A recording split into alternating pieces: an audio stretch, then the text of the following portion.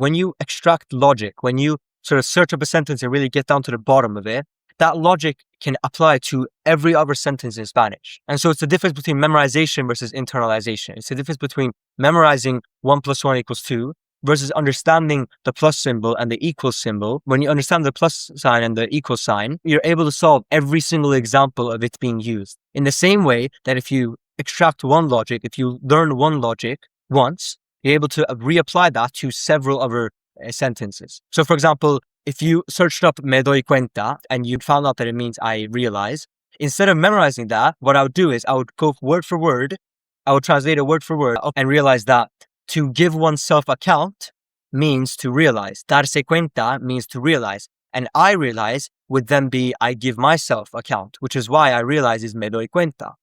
Now I'm able to use the verb to realize in any sentence ever because I've learned the logic. And if you're just starting out, I'd highly recommend checking out the Speedy Spanish Roadmap. It's a free course I created to help you start learning Spanish with these methods. And you'll find it in the first link in the description.